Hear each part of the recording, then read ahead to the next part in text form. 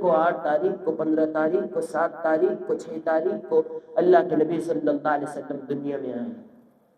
ہاں البتہ جانے کی تاریخ متفق علیہ ہے کہ آپ 12 ربیع الاول کو دنیا سے پردہ فرما گئے۔ جب نبی آئے ہیں دنیا میں تو امت پر بڑے احسانات لے کر آئے۔ میں بارہا کہتا ہوں کہ اللہ تبارک و تعالی کا لاکھ لاکھ شکر ہوا کہ اللہ نے ہمیں انسان بنایا، بہت بڑا احسان ہے۔ انسان کا بن جانا کوئی معمولی بات نہیں ہے، ورنہ کتنے آوارہ گدھے پھر رہے ہیں۔ تصور کیا ہم نے کبھی اللہ نے ہمیں جانور بنا دیا ہوتا؟ کبھی اللہ نے کتا بنا دیا ہوتا تو لوگوں کی پھینکی ہوئی ہڈیاں چاٹتے ہیں۔ یہ تو اللہ کی کریمی ہے، اللہ کی بندہ نوازی ہے کہ اس نے انسان بنایا، اور انسان بھی کیسا انسان؟ عزت والا انسان بنایا، فل رسپیکٹڈ انسان بنایا کہ جب چلے تو اسے یہ فیل ہو اور سامنے والے کو یہ ریالائز ہو کہ نہیں یہ اللہ کا بندہ آ رہا ہے۔ لیکن چلے تو اللہ کے نبی صلی اللہ علیہ وسلم کی سنتیں اس کے جسم سے لچک رہی ہو اور لپک رہی ہو۔ لوگ ہمیں کہتے ہیں کہ مفتی صاحب آپ غیروں میں جاتے ہیں تو غیر آپ کو دیکھتے رہ جاتے ہیں، سفید کپڑے کلر کے کپڑے کیوں نہیں پہنتے؟ میں نے کہا میرے پاس ایک بھی کلر کا جوڑا نہیں ہے، اس لیے کہ حدیث پاک میں اللہ کے نبی صلی اللہ علیہ وسلم نے ارشاد فرمایا وائٹ کپڑا مجھے پسند ہے اور میری سنت ہے سفید لباس۔ کیوں؟ جب تک سفید کپڑا بندے کے بدن پر ہوتا ہے نا تو وہ ذکر کر رہا ہوتا ہے اللہ، جہاں سفید کپڑا میلا ہو گیا اللہ کا ذکر چھوڑ دیتا ہے، لہٰذا اسے اتار کر کے رکھ دو اور دھو دو۔ تو سفید کپڑے میں اللہ نے اٹریکشن رکھا ہے، لوگ متاثر ہوتے ہیں۔ سفید کپڑا ہو، یونیفارم نبی جیسا ہو۔ اپنے بچوں کو اگر دیندار بنانا ہے تو سب سے پہلی پائری اور سب سے پہلا قدم یہ ہے کہ اپنے بچوں کو یہ نبوی لباس پہناؤ، بنگالی کپڑے چاہے کلر کے ہو چلے گا، اس کا اثر پڑتا ہے۔ جیسے نام کا اثر بچے میں پڑتا ہے نا کہ بھائی نام رکھے عمر جیسا تو مارتا ہے، جلالی ہوتا ہے، نام رکھے ابو بکر تو بڑا نرم دل ہوتا ہے، نام رکھے علی تو پھر اس کی عادت ایسی ہوگی کہ کسی کو بھی مارے گا، نام رکھے عثمان ذی النورین تو سخاوت کا دریا ہوگا۔ نام کا اثر بندے میں پڑتا ہے، ویسے ہی لباس کا اثر بھی اس میں پڑتا ہے۔ تو اللہ کے نبی صلی اللہ علیہ وسلم اس امت میں آئے ہیں تو اللہ نے انسان کو جو کہا ہے کہ اشرف المخلوقات ہے، تمام مخلوقات میں سب سے اعلیٰ، سب سے اشرف، سب سے بالا، سب سے برتر، وہ صرف اس لیے ہم کو انسان کا بچہ کہا، ورنہ آج ہم وہ کام کر رہے ہیں جو کتا بھی کرتا ہے، جو گدھا بھی کرتا ہے۔ جیسے جانور روڑوں کے اوپر بے حیائی کرتے ہیں، آج کا مسلمان روڑ کے اوپر بے حیائی کے کام کر رہا ہے۔ ہم کو صرف انسان اور اعلیٰ انسان اس لیے کہا کہ میرا اور تمہارا نبی امام الانبیاء صلی اللہ علیہ وسلم ایک فرد، ایک انسان تھا اور اعلیٰ انسان۔ تو اللہ نے ہمیں انسان بنایا، بہت بڑی نعمت، ہمیں شکر کرنا چاہیے اللہ کا۔ اور انسان بھی کیسا بنایا؟ عزت والا۔ خود اللہ کا قرآن کہتا ہے خلقہ من تراب ثم قال له کن فیکون، ہم نے انسان کو آدم کو مٹی سے پیدا فرمایا، ساری کائنات کو کن کہہ کے بنایا۔ یہ چاند دیکھ لے کن کہہ کے بنائے، یہ سورج بھی کن کہہ کے بنائے، ساتوں آسمان کو بنایا، ایک کے اوپر ایک آسمان بنایا، کن کہا بنتا چلا گیا، زمینیں ایک کے نیچے ایک 7 زمینیں بنائی، کن کہا بنتی چلی گئی۔ یہ پہاڑوں کا نظام بنایا، زمین کو بچھا دیا، آسمان کو بغیر کالم کے لٹکا دیا، یہ کن کہہ کے سارا نظام چل رہا ہے۔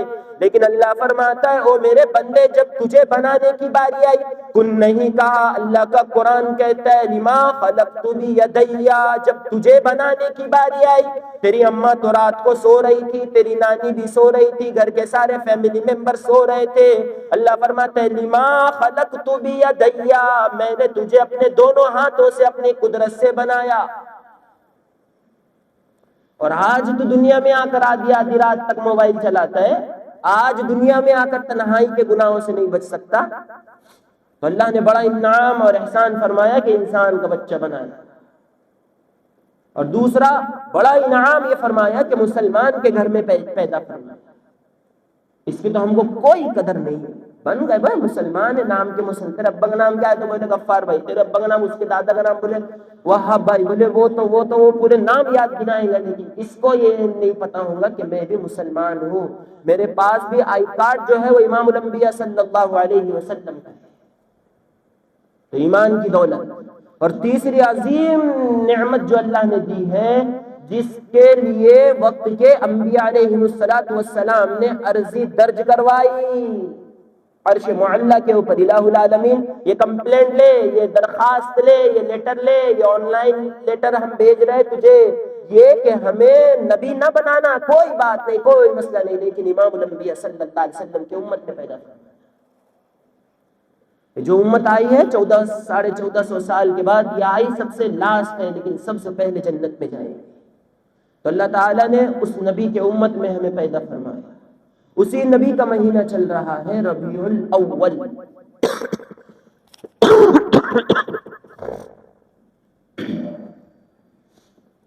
جب اللہ نے اپنے نبی کو بنایا ہے نا، تو نبی تو پہلے بنا دیا گیا تھا. جب آدم علیہ السلام کے مٹی کا پتلا بھی نہیں بنا، تب اللہ نے عرش معلی میں لکھ دیا تھا لا الہ الا اللہ محمد الرسول اللہ. میرے محبوب، میرے عزت کی قسم، میرے جلال کی قسم، جہاں اذان میں میرا نام پایا جائے گا وہی اذان میں تیرا نام پایا جائے گا. جہاں نماز کے اندر میری تسبیح، میری پاکیزگی اور میرے تقدس کو بیان کیا جائے گا، وہاں تیری ذات اقدس پر، تیرے خاندان والوں پر درود پاک بھی پڑھا جائے گا. میرے محبوب، یہ میرا دعویٰ ہے تجھ سے، جہاں اقامت کے اندر میرا نام ہوگا وہاں اشہد ان محمدن عبدہ ورسولہ کے نعرے بلند میں کرواؤں گا. جہاں میں پایا جاؤں گا وہاں تو پایا جائے گا. تو اللہ نے قیامت تک کے لیے اپنے نبی صلی اللہ علیہ وسلم کے نام کو یاد رکھا ہے. اور جب دنیا میں بھیجا ہے نا، تو دنیا والوں سے کہہ دیا کہ دیکھو دنیا والوں، پوری کائنات کو کن کہہ کے بنایا، کائنات کے ذرے ذرے کو بنایا صرف اس لیے کہ میرے محبوب کو دنیا میں بھیجنا تھا. اگر میں نے اپنے محبوب کو تمہارے درمیان بھیجنا نہ ہوتا نا، میں اتنی تام جھام نہ کرتا، یہ سورج تمہیں روشنی فراہم نہ کرتا، یہ چاند تمہیں روشنی فراہم نہ کرتا. پھر اللہ نے احسان بھی جتلایا. کسی چیز پر اللہ نے احسان نہیں جتلایا. 114 صورتیں آپ قرآن کریم کی دیکھیں، 30 پارے کھول کر دیکھیں، 6666 آیتیں دیکھ لے، کسی ایک آیت میں بھی اگر کوئی مائی کا لال دکھا کر بتلا دینا کہ اللہ نے احسان جتلایا ہے، تو میں اس کا غلام بن جاؤں گا زندگی بھر کے لیے. صرف اللہ نے ایک جگہ احسان فرمایا، اور اللہ فرماتا ہے لَقَدْ مَنَّ اللَّهُ عَلَى الْمُؤْمِنِينَ اذ بعث فیہم رسولا. ارے او دنیا والو، میں نے تم پہ اتنا بڑا احسان کیا، اتنا بڑا احسان کیا، قیامت تک وہ احسان کوئی کر نہیں سکتا. وہ احسان یہ کہ میرے حبیب کو تمہارے درمیان میں بھیج دیا. حبیب سمجھتے نہیں ہوں گے تو معشوقہ لے لو سمجھنے کے لیے. اگر کوئی کسی کے معشوقہ کا چوک میں نام لے لینا تو جھگڑے ہو جاتے ہیں. تو نے میرے گرل فرینڈ کا نام کیوں لیا؟ ارے تو نے میری بیوی کا نام کیوں لیا؟ 10 تو گریباں ہو جاتے ہیں، کورٹ کچہری تک مقدمے چلے جاتے ہیں. تو نے میرے معشوقہ کا نام کیوں لیا؟ ارے اللہ کا احسان مانو کہ محبوب تھا تو اس کا، لیکن دے دیا ہمیں. یہ الگ بات ہے کہ ہم نے عزت نہیں کر کے بتائی. ہم 4 دن اپنے نبی کا احترام نہیں کر سکے، 4 دن اپنے نبی کی عزت نہیں کر سکے. یہ الگ بات ہے کہ ہم نے نہیں نبھائی. محبت نبھائی کہاں جاتی ہے؟ تو اللہ تبارک و تعالی نے احسان بھی کیا اور احسان جتلایا بھی کہ کتنا بڑا احسان کیا ہوں. دیا کیا ہوں؟ وہ چیز دیا ہوں جو میرے خزانے میں صرف ایک تھی.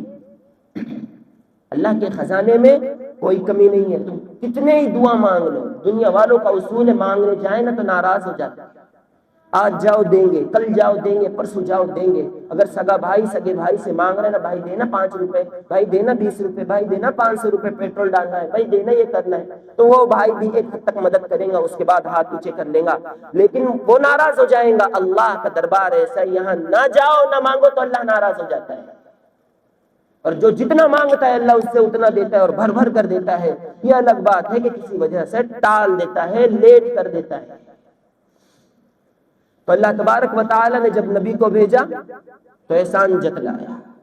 اور اب آئے بھی دنیا میں ایسے وقت میں ہے، ہم تو کیا ابھی 12 دن 15 دن ہم ڈھول ڈمکوں میں ناچیں گے، شربت پیئیں گے، سبیلے لگائیں گے، حلوہ کھائیں گے، پراٹھے کھائیں گے، اور آیا ربیع الاول چلا گیا، در در در در در در چلا گیا. 12 دن کے ہم مسلمان ہیں.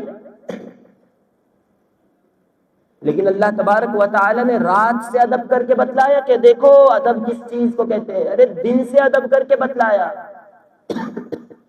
جب اللہ کے نبی صلی اللہ علیہ وسلم کے دنیا میں آنے کا وقت ہوا ہے نا، تو رات کہنے لگی الہ العالمین تیرے محبوب کو رات میں پیدا فرما تاکہ مجھے شرف ملے اور قیامت تک کہ میں عزت والی بن جاؤں کہ اللہ کا نبی رات میں آیا ہے.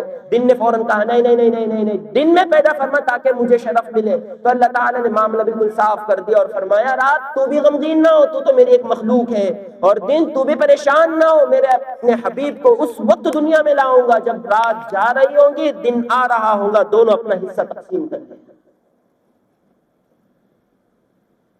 رات اور دن کا مقام بھی اللہ نے بنایا، ان کو بھی غمگین نہ ہونے دیا. ارے اللہ کے نبی صلی اللہ علیہ وسلم کی تو بہت دور کی بات، آپ کی والدہ محترمہ پر ایک نظر ڈال لیں.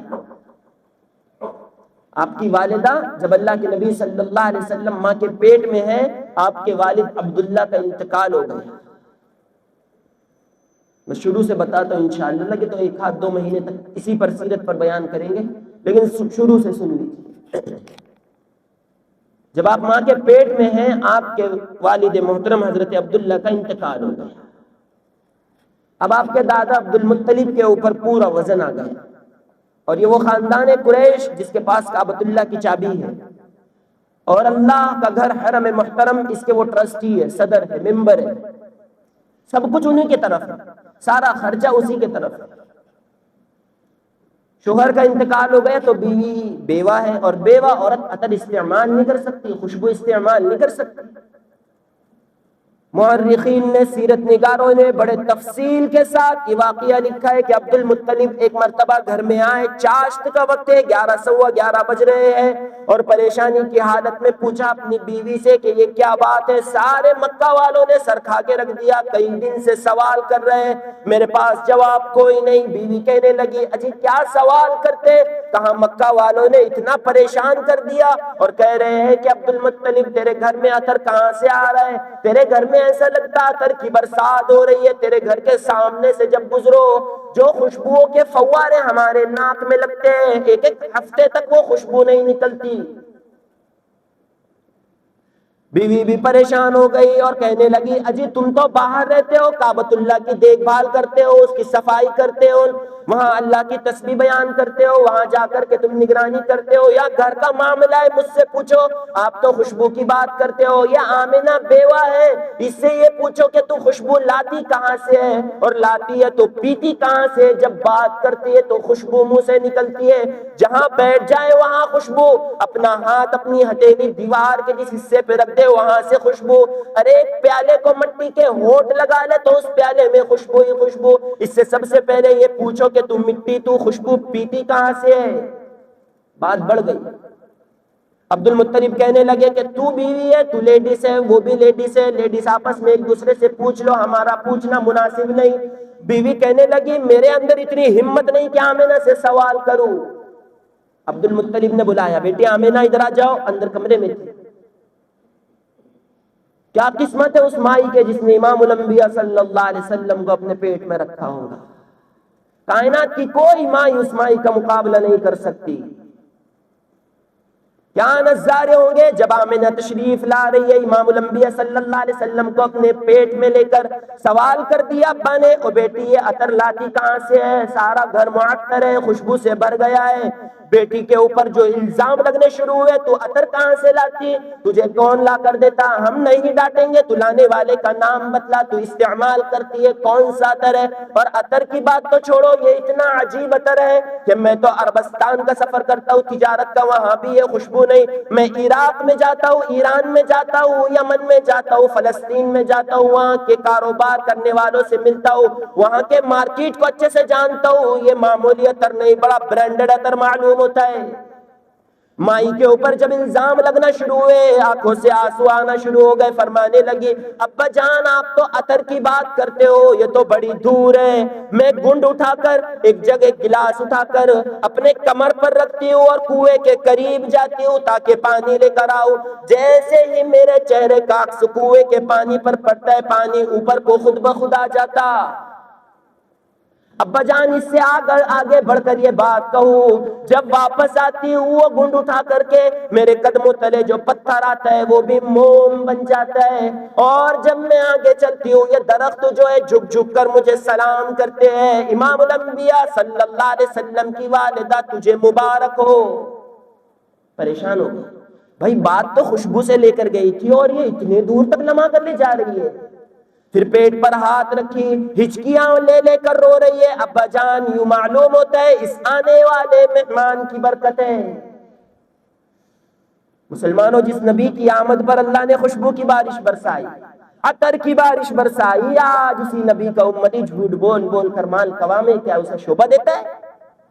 آج اسی نبی کا امتی بغیر کلمے کے دنیا سے جا رہا ہے، کیا رونے کا مقام نہیں ہے؟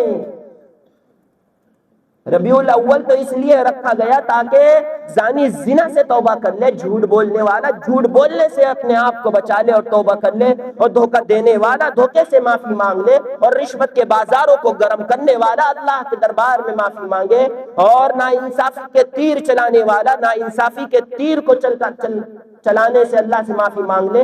ربیع الاول کا مہینہ تو زندگیاں بدلنے کے لیے آتا ہے، اور ہم نے اس کو کنورٹ کر دیا ہے بدعات اور خرافات اور رسومات کی طرف۔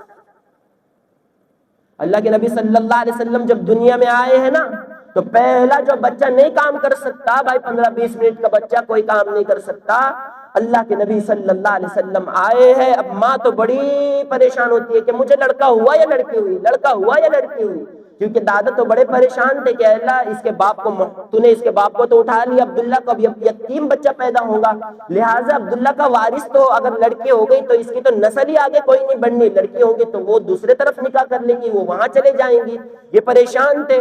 تو والدہ محترمہ کو جب پتا چلا کہ لڑکا ہوا ہے، جب پتا چلا کہ لڑکا ہوا ہے تو بڑی خوشی منانے لگے، بڑی خوشی منانے۔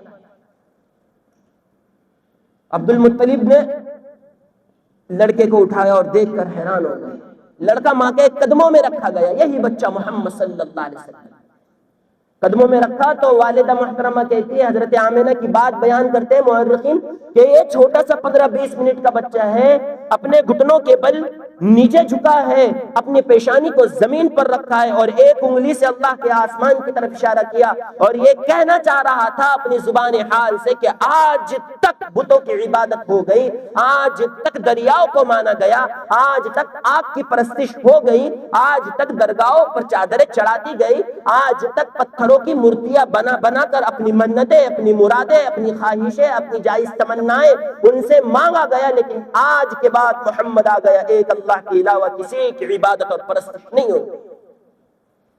یہ درس دیا اللہ کے نبی صلی اللہ علیہ وسلم نے۔ آج مسلمان جس بندے کو اپنے ہاتھ سے قبر میں دفن کرتا ہے، جس کو اپنے ہاتھ سے وہ نلاتا ہے، اس کو کفن پہناتا ہے، اس کا جنازہ اپنے کندھوں پر رکھ کر قبرستان لے جا کر یا کہیں اور جگہ اسی بندے کو اپنے ہاتھ سے وہ زمین کے اندر ڈالتا ہے، جب وہ 3.5-4 فٹ زمین کے اندر چلا جاتا ہے تو پھر اسی سے اپنی منتیں اور مرادیں مانگتا ہے، اس کی بھیجا آؤٹ ہو گئی۔ یہ تھوڑی سوچنے جیسی بات ہے کہ جس بندے کو تم نے اپنے ہاتھ سے قبر میں اتارا ہے، اب وہ اپنی چیزیں بھی خود نہیں کر سکتا، وہ تمہیں دینے پر کب سے قادر ہو جائے گا؟ تو اللہ کے نبی صلی اللہ علیہ وسلم سجدے میں پڑ گئے اور پہلا درس امت کو دیا کہ اللہ کے علاوہ کوئی مددگار نہیں ہے۔ اب مکہ المکرمہ ایک کھیڑا تھا چھوٹا سا، آب و ہوا وہاں کی ٹھیک نہیں تھی، تو گھر والوں نے مشورہ کیا اور آپ علیہ السلام کو اٹھا کر کہیں اور منتقل کرنا ہے، حضرت سعدیہ حلیمہ رضی اللہ تعالی عنہ۔ تو دائی آتی تھی اور دودھ پلانے والی عورتیں اور بچوں کو لے جاتی تھی، پھر دودھ پلانے کے بدلے میں دودھ پلانے والیوں کو انعام دیا جاتا، ان کو کپڑے وپڑے بنائے جاتے اور ان کو پانی، کھجوریں، زمزم وغیرہ سب تقسیم کر دی جاتی۔ اللہ کے نبی صلی اللہ علیہ وسلم کو بھی آئی۔ اب یہاں مورخین یہ بات لکھتے ہیں کہ حلیمہ بڑی سست رفتار تھی، اور وہ وقت پر پہنچ ہی نہیں سکی. لیکن میرا نظریہ کچھ اور ہے. میں اپنے ذوق میں کہتا ہوں ارے اللہ کے نبی صلی اللہ علیہ وسلم کے لیے حلیمہ کا اللہ نے انتخاب کیا تھا, وہ دوسرے مائوں کی طرف کہاں نظر اٹھا سکتا؟ اللہ نے لکھ دیا تھا تقدیر کے اندر کہ حلیمہ کا دودھ آپ پیئیں گے. اور حضرت حلیمہ فرماتی ہے کہ اللہ کے نبی نے, یہ محمد نے ایک سیدھے طرف کے علاوہ کبھی الٹے طرف میرے منہ نہیں لگایا, ایک ہی سینے سے دودھ پیا ہے. وہ لمبی چوڑی تاریخ ہے, وہ سیرت بہت بڑی سیرت ہے کہ آپ کو لے کر کیسے گئے, پھر گئے تو کیا معجزات راستے میں ظاہر ہوئے, پھر لے جانے کے بعد میں ان کی بکریوں کے تھنوں میں کیسے دودھ واپس لوٹ آیا ہے, اور کیسے بکریاں ایک بکری سے 2 بکری, پھر 200 300 400 کا ریوڑ بنتا چلا گیا, پھر دمبے بڑھتے چلے گئے, پھر مینڈا مینڈی بڑھتے چلے گئے, پھر ایک ہی بکرا تھا اس سے 70 80 بکرے چلے گئے. وہ بڑے معجزات, وہ بڑی لمبی چوڑی تفصیل. حضرت حلیمہ جب آئی ہے دستک دی, اندر سے آواز آئی من دق الباب, دروازے پر کون ہے؟ فرمایا انا حلیمہ, حلیمہ ہوں, بچے کو دیکھنے کے لیے آئی ہوں, دودھ پلانے والی عورت ہوں. مجھے پتا چلا ہے کہ عبد المطلب کے گھر میں ایک بچہ پیدا ہوا ہے. فرمایا آ جا. مائی آمنہ نے ان کو اندر لیا. اندر لینے کے بعد میں سوال کیا کہ یہ جو بچہ ہے جس کے چہرے پر, چھوٹا سا بچہ ہے, ننھا منھا معصوم بچہ جس کے چہرے پر کپڑا ڈھپا ہوا ہے, فرمایا اپنے بچے کے چہرے سے کپڑا ہٹا ذرا دیکھ تو لوں, لے کر چلے جاؤں گی, لیکن جانے سے پہلے ایک مرتبہ اس کا چہرہ دیکھنا چاہتی ہوں. مائی آمنہ نے جب کپڑا ہٹایا تو جو نور کا لچکارا لگا, مائی گھبرا گئی. حلیمہ کہنے لگی آمنہ ایسا بچہ, خدا کے عزت کی قسم, اللہ کے اور بھگوان کے عزت کی قسم, اتنا اتنا خوبصورت, اتنا چاند کا ٹکڑا آج تک روئے زمین پر میں نے دیکھا کوئی نہیں. آمنہ کہنے لگی تو نے تو کھیڑے میں نہیں دیکھا ہوگا, میں تو شہر میں رہنے والی ہوں, میں نے شہر میں نہیں دیکھا. عبد المطلب بازو میں کھڑے ہوئے تھے, کہا حلیمہ تو نے کھیڑے میں نہیں دیکھا, دیہات میں نہیں دیکھا, یا آمنہ اس نے شہروں میں نہیں دیکھا.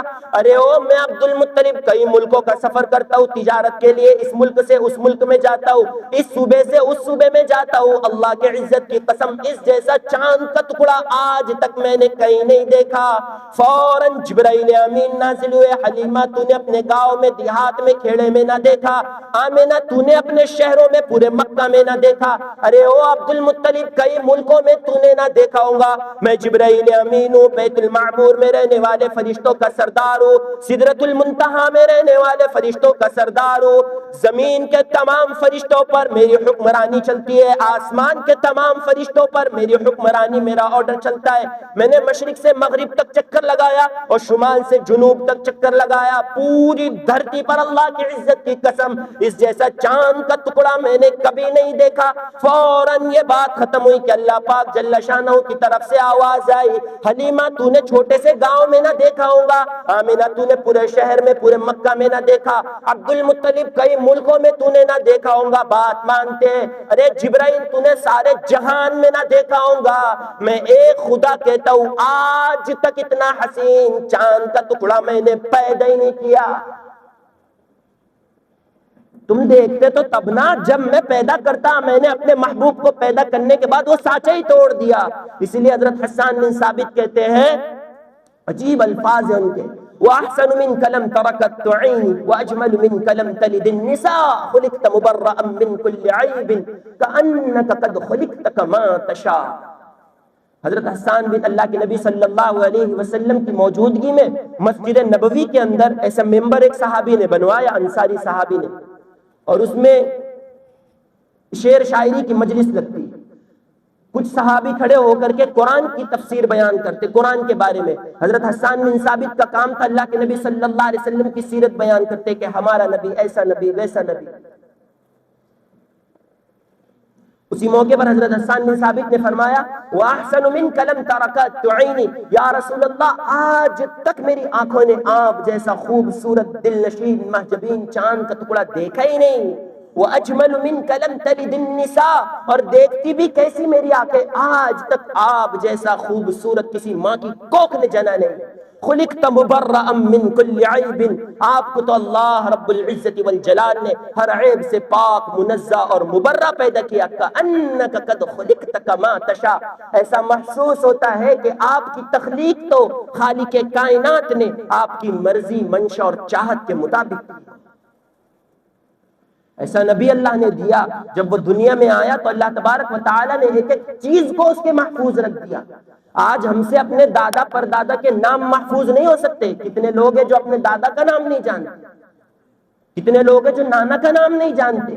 یہ امام الانبیاء صلی اللہ علیہ وسلم ہے، 1450 سال کے بعد اللہ نے اپنے حبیب کے ایک ایک چیز کو باقی رکھا، اور نسب نامے تک باقی رکھا ہے۔ نسب نامہ جس کو ہم بہت حقیر سمجھتے ہیں، جس کی کوئی ویلیو نہیں ہماری نظر میں، لیکن اللہ نے وہ بھی محفوظ رکھا، اور دنیا والوں کو بتلا دیا کہ دنیا والوں، جو میں نے تمہیں نبی دیا ہے بڑا نایاب ہے، اور نایاب اس لیے ہے کہ دیکھو محمد بن عبداللہ بن عبد المطلب بن ہاشم بن عبد مناف بن قصی بن کلاب بن مرہ بن کعب بن لوئی بن غالب بن فہر بن مالک بن نضر بن کنانہ بن خزیمہ بن مدرک بن الیاس بن مضر بن نزار بن معد بن عدنان بن عبد بن حمیسہ بن سلمان بن عوز بن یوزر بن قموال بن عبی بن عوام بن ناشد بن حزاب بن بلداس بن یدلاف بن طابق بن جاحم بن ناحش بن ماخل بن عیفی بن ابقر بن عبید بن عدعاء بن حمدان بن سنبر بن یسرب بن یحزن بن ینحر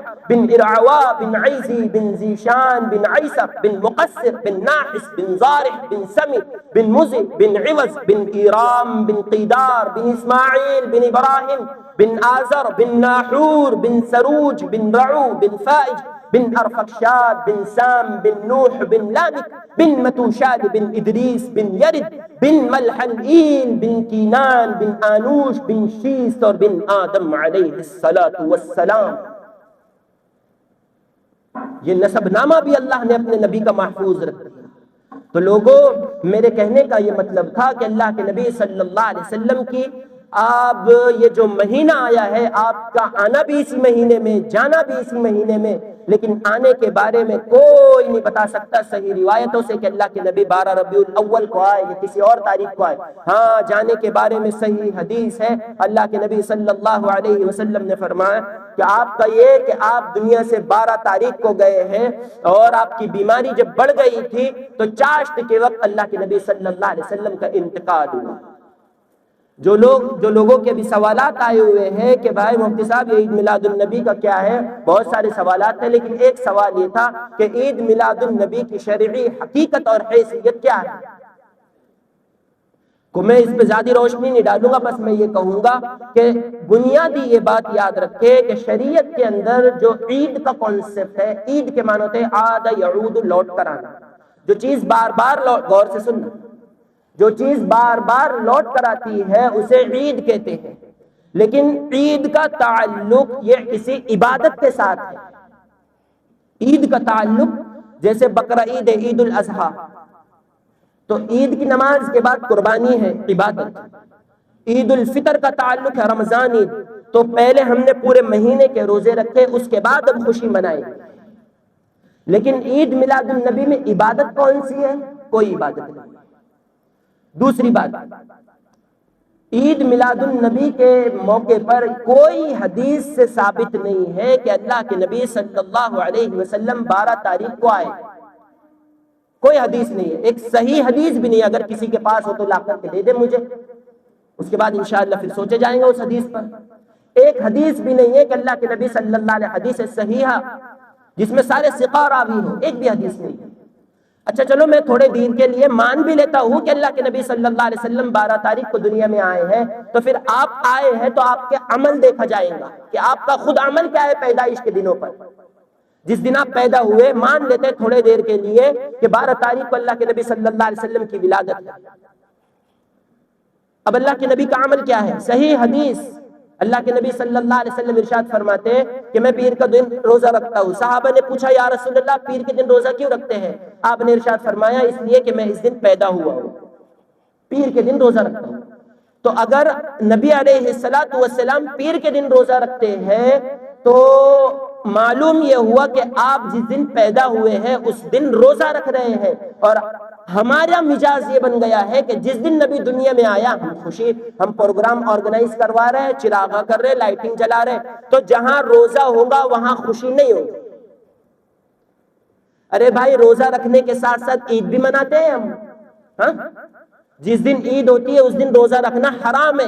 اللہ کے نبی صلی اللہ علیہ وسلم امت کو یہ درس دے رہے ہیں کیونکہ اللہ نے یہ ہم سے چھپا دیا، نبی کے دنیا میں آنے کا دن اللہ نے چھپا دیا، کیونکہ پچھلے امتوں میں لوگوں نے اپنے نبی کا برتھ ڈے سیلیبریٹ کیا ہے، وہاں کیک کاٹے جاتے تھے، پہلی امتوں نے بھی اپنے نبی کا سالگرہ منایا ہے۔ اللہ جانتا تھا کہ میرے امت کے لوگ بھی اس طرح بدعت اور خرافات کے دہانوں کو کھولیں گے، لہٰذا اللہ تعالیٰ نے کس دن اللہ کے نبی کی ولادت ہوئی اللہ نے چھپائی، یہ اللہ کی طرف سے حکمت ہے۔ اس میں جہاں روزہ ہوگا وہاں خوشی نہیں ہوگی، اور جہاں خوشی ہوگی وہاں روزہ نہیں ہوگی، یہ دونوں ایک دوسرے کے اپوزٹ ہیں، لہٰذا اس دن کوئی پروگرام آرگنائز کروانا یا کوئی کسی کو دعوت کروانا یا حلوے پراٹھے کھلانا یہ بدعت ہے، اس کا دین سے کوئی حصہ نہیں ہے، یہ ابھی ابھی شروع ہوا ہے، ابھی ابھی۔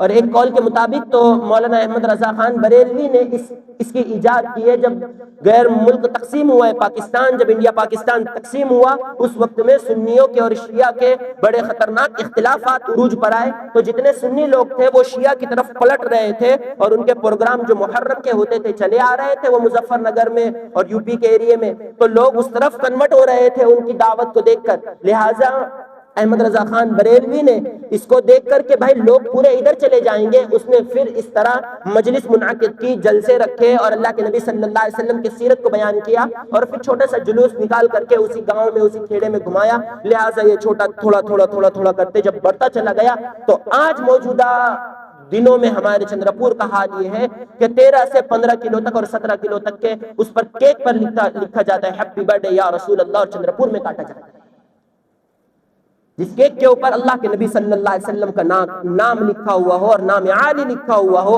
اسی کے اوپر چھری چل رہی ہے، اور یہ نادان اور یہ جو شریعت سے بالکل دور ہے اور دین سے بہت دور ہے، یہ اسی کیک کو کاٹتے ہیں۔ میری گناہگار آنکھوں نے 2 سال پہلے چندرپوری میں دیکھا جس کیک کے اوپر میرے نبی اکرم صلی اللہ علیہ وسلم کا نام لکھا ہوا تھا، کسی ساتھی کے ہاتھ میں سے وہ گرا، اس کی چپل اس کیک کے اوپر گئی ہے اور وہ کیک روڈ سے مل گئے۔ اب اپنے دلوں میں جھانک کر کے اپنے دامن میں دیکھ لو کہ یہ جو حرکتیں موجودہ دور میں مسلمان کر رہا ہے، یہ اپنی بدعمالیوں کی وجہ سے اللہ کی طرف سے سزائیں ہم پر آ رہی ہے، اور اس کے علاوہ کوئی نہیں ہے۔ لہٰذا میرے عزیزو، اس طرح کے پروگرام میں شرکت کرنا اور اس طرح ان کو بڑھوتری دینا، اس کا شریعت کی طرف سے کوئی کانسیپٹ نہیں ہے، اور شریعت میں بالکل منع ہے۔ کل بدعت ضلالہ وکل ضلالۃ فی النار، ہر بدعت گمراہی ہے، اور گمراہ انسان گمراہی کو پھیلانے والا وہ جہنم میں جلے گا، جہنم میں جائے گا۔ اللہ رب العزت والجلال ہم سب کو ان گناہوں سے بچائے، ہماری فیملی کو بچائے، بچوں کو بچائے، اور جو لوگ اس کو کر رہے ہیں ان کو صحیح دین کی سمجھ عطا فرمائے۔ وآخر دعوانا ان الحمد للہ رب العالمین۔ جن حضرات